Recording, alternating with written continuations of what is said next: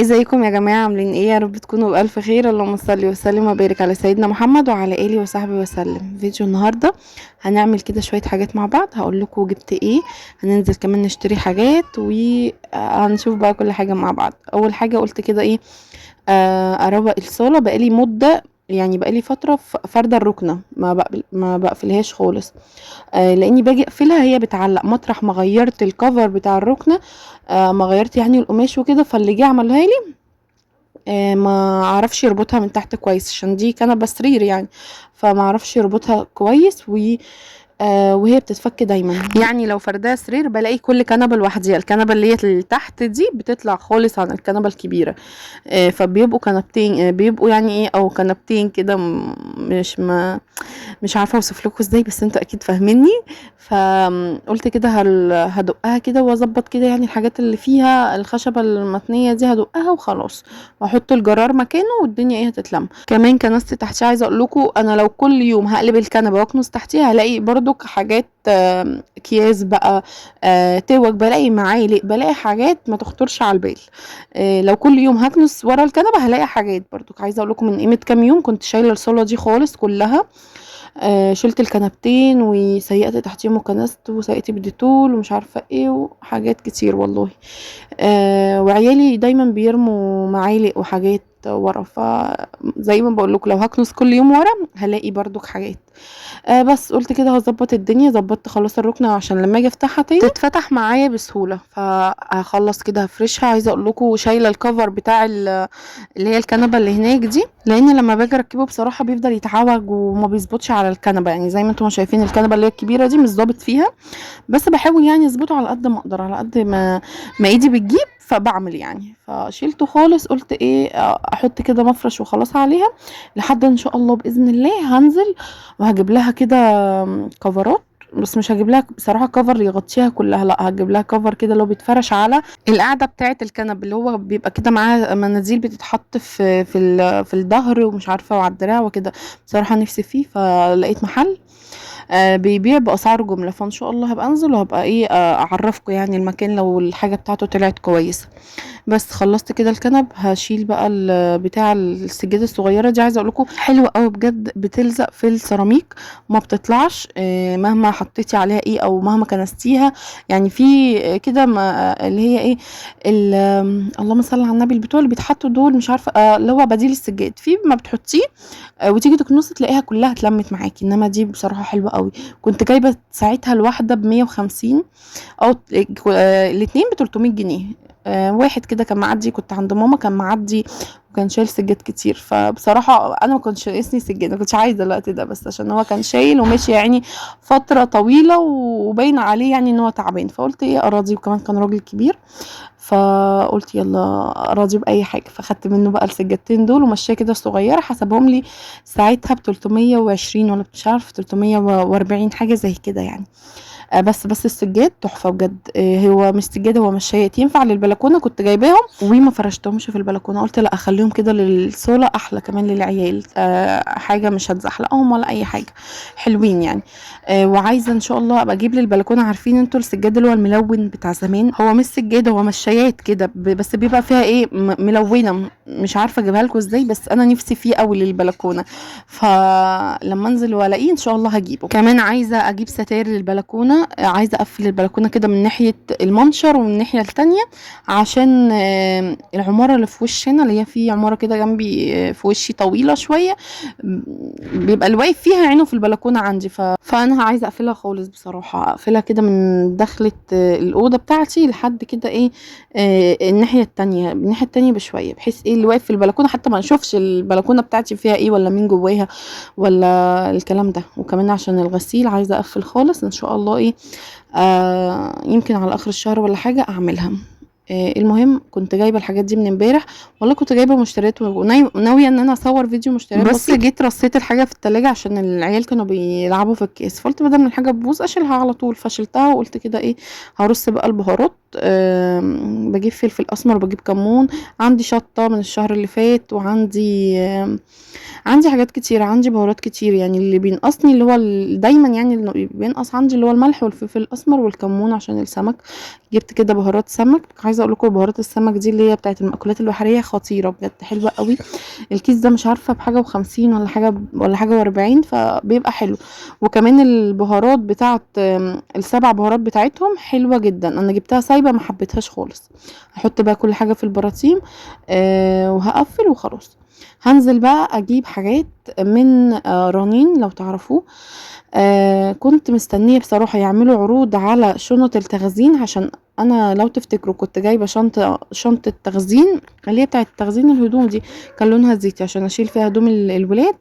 وطبعا لميت فيها هدوم الولاد وعجبتني جدا، ما بتاخدش مكان وحلوه قوي وبتلم هدوم كتير.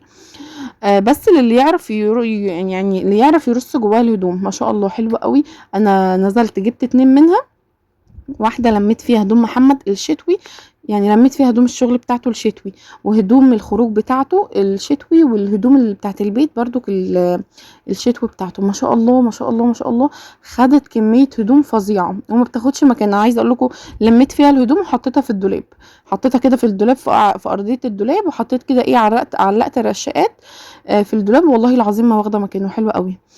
بس والحمد لله لميت كده هدومنا الشتوي كلها، وما فاضليش بس غير البطاطين.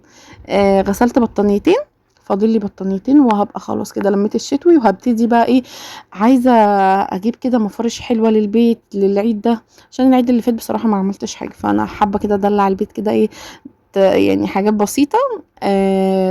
بحب بصراحة التغيير. أنا هوايتي السجاد، الستاير، المفارش الجديدة، الحاجات اللي هي إيه الحلوة اللي بتدلع البيت دي. أنا بحب بصراحة أدلع بيتي جدا.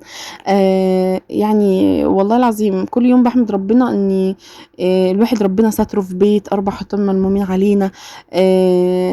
ربنا كرمني وكرم جوزي وكرمني يعني بأطفال، والحمد لله نعمة ورضا. والله العظيم عايزة أقول لكم حاجة بره عن الموضوع الفيديو خالص. انا بشوف ناس يعني انا هحكي لكم موقف حصل. بشوف بنات كتير من سني وممكن تكون اكبر مني بتفتح بيت وتتجوز وربنا يرضيها بعيل، اللي هو ايه بتتمرع على عيشتها او مش مستحمله عيشه جوزها، يعني بمعنى اصح دخله يعني دخله بسيط، دخله على القد الكلام ده. فبشوف ان في بنات بتتمرع، مش حكايه بتتمرع كمان، والله مش قصدي حاجه، بس ان هو ايه مش حاسه بالنعمه اللي هي فيها، نعمه ان في راجل في ظهرك بينزل يشتغل ويشقى ويجيب عشان يكفيكي ويكفي ولادك ويكفي البيت.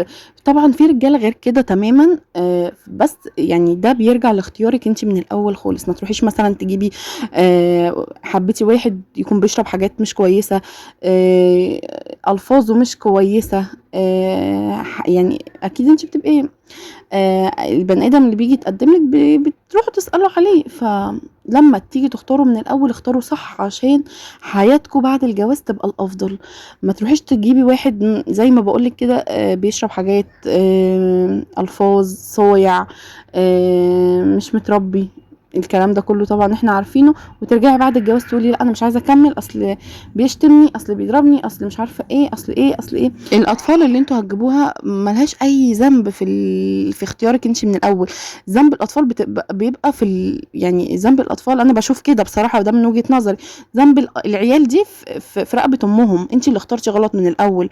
اي نعم بحبه مش عارفه ايه، بس حكمي عقلك ما تحكميش قلبك. القلب ده ما بياكلش عيش بعد الجواز خالص. ف نصيحة مني والله العظيم، انا بشوف بنات يمكن اكبر مني، كمان اكبر مني، ممكن بشوف بنات 30 سنة و35 سنة معاها كذا عيل، مش عيل واحد. لا انا عايزة اتطلق، اصل مش مكفي بيته، اصل مش عارفة ايه. وبشوف رجالتهم والله العظيم بتبقى محترمة طالما الراجل ما بيشربش حاجات، مش مضيع فلوسه على هنا وهنا وهنا وفلوسه مش لبيته. هنا تقدري تتكلمي، تقدري توقفي له اهلك، تقدري توقفي له حد. انما بشوف والله العظيم 3 اقسم بالله الكلام ده بشوفه بعناية، مش بقول لكم كده بشوفه خلاص، لا انا بشوفه وبسمع. طالما الراجل اللي معاكي ملهوش في اي حاجه خارجه احنا عارفينها، حتى لو مش مكفي بيته استحمليه. انت مش عايزه تشتغلي، مش عايزه، هو مش عايز يشغلك، انت مش عايزه، مش حابه الشغل، استحملي دخله. الدنيا صعبه، بتبقى على الكل صعبه، الظروف زي الزفت الايام دي، بتبقى زي الزفت على كله، مش على جوزك بس ولا على جوزي بس، لا بتبقى على كل الرجاله. فطالما جوزك كويس والله العظيم استحملي وعيشي. خربان البيت مش بالسهل، ولا تقولك اتطلقي واصرفي عنك على عيالك ومش عارفه ايه الكلام ده، انا بشوفه والله العظيم.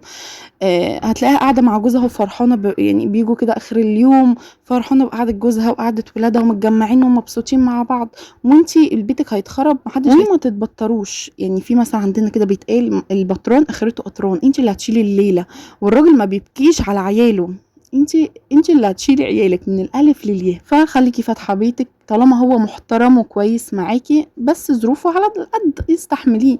مش عيب ان الواحده تستحمل جوزها وتقف في ظهر جوزها، مش عيب خالص، استحمليه ووقفي في ظهره لحد ما ربنا يكرمكم انتوا الاتنين مع بعض. ما تتبطريش على عيشتك او على حياتك، او تبصي لده لا بصي ده جايب لي ايه، انت ما بتجيبليش كده، بصي ده بتجيب لمراته ايه، الكلام ده شغل عيال، انا بشوفه شغل اطفال. عشان عيالك يطلعوا كويس خلوا علاقة الأب والأم كويسة، تعاملوا انتوا الاتنين بحب، بمعزة، عزوا بعض، حبوا بعض، هتلاقوا عيالكم يطلعوا يحبوكوا ويحبوا البيت ويحبوا قعدتكم، ويعملوا لهم كده حتى ان شاء الله يوم مميز في الاسبوع، اسهروا مع بعض، العبوا انتوا وعيالكم كده. لان انا بشوف ناس بتتطلق عشان دخل جوزها مش قد كده، وبترجع تندم في الاخر، والله العظيم الكلام ده بيحصل قدامي، واقسم بالله بيحصل قدامي. فهدوا سر بيتكم دايما، ما تسمعيش كلام حد، اي حد يقولك ابعدي مش عارفه ايه، ومش مكفي بيتك ومش مكفيكي ومش عارفه الكلام اللي احنا بنسمعوه ده كتير، تسمعوش لاي حد يدلكوا او يمشيكوا في خراب بيتكم. البيت والله فتحته مش بالسهله، والبنات اللي هي شورت نفسها من الالف للياء هتبقى عارفه كويس قوي قيمه البيت اللي هي تدخله، قيمه البيت اللي هي قاعده فيه. وفي بنات تانية بتبقى اهاليها مربياها، اي نعم مخلتهاش تشتغل بس مربيينها، عارفين يعني ايه فتحت بيت، يعني ايه عايشه مع راجل، يعني ايه عندها اطفال، عندها اولاد، الكلام ده كله. فمعلش طولت عليكم، بس والله الكلام خدني شويه، عماله انسخ في اخر مقطع من الفيديو عشان بس ايه، عايزه اخد رايكم في حاجه. انا بصوا نزلت اشتريت الشنط زي ما قلت لكم، كمان لقيت على المرجحه دي عرض حلو قوي، مش هقول لكم وحش، عرض كويس قوي، فجبتها للولاد. فبعديها ندمت لاني واخده نص الصاله عندنا ومش عارفين ولا نروح ولا نيجي، وهي تقيله، فانا مش هقدر كل شويه اشيلها ويعني اغيرها من مكان للتاني، وحاسه ان هي كمان ملهاش مكان يعني ملهاش مكان عندنا في الشقه، فقررت ان انا ارجعها. وان شاء الله ربنا يعني ان شاء الله يعني باذن الله لما ربنا يدينا شقه اكبر هجيب لهم واحده زي دي. فانا متردده ارجعها ولا اسيبها لهم وخلاص، فقولوا لي بقى انتوا شايفين ايه، اسيبها ولا ارجعها؟